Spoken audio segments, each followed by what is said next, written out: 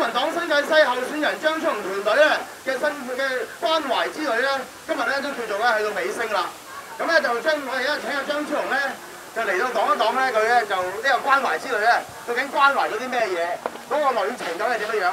係，其實中間咧，我哋都有同一啲唔同嘅群體傾過偈。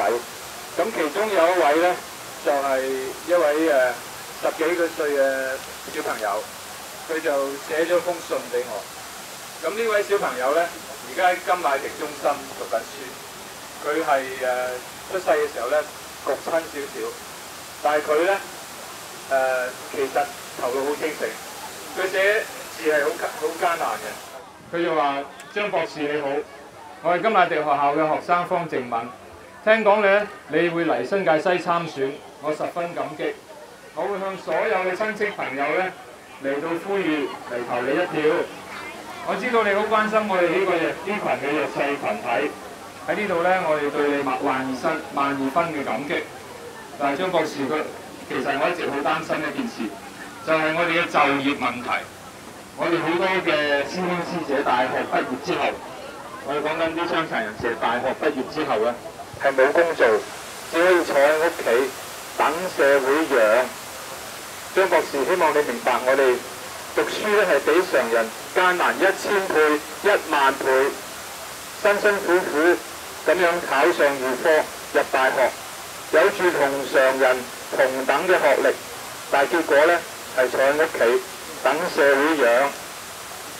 張博士，我真係唔想將來嘅師兄師姐一樣得到同樣嘅結果，所以我希望你成為一個，佢話我希望成為一個納稅人，佢只係希望成為一個納稅人，係唔需要依賴社會自力更生，而要向呢個社會盡力。佢希望我呢係代表佢哋要求政府為佢哋傷殘人士呢設立一個機構，為佢哋提供就業機會，等佢哋有機會回饋社會。喺呢度呢，佢對我哋致萬二分嘅感激。呢位同學嘅信。我覺得咧，即係張超雄咧，就係一種咁嘅人。即係過往咧，我見到佢咁多年咧，好多工作咧，其實咧係戇居嘅。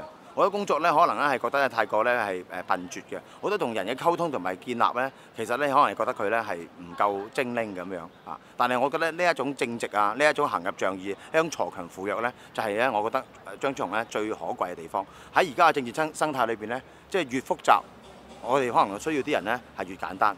即係越多計算，我哋需要啲人咧，可能越多原則。咁我張超雄咧就係一個咁嘅人。呢個旅程係一個好落實、好直接面對面同好多新西嘅居民咧，係有一個好緊密、親切嘅對話接觸。咁今次我哋通過呢個旅程咧，我哋一方面係話俾新西嘅居民聽，我哋張超雄團隊咧係落實嚟到呢個新西。我哋會準備好今年9月，我哋會參選，贏得一個議席，至低限度一個議席，我哋會跟住服務我哋嘅新界西嘅居民。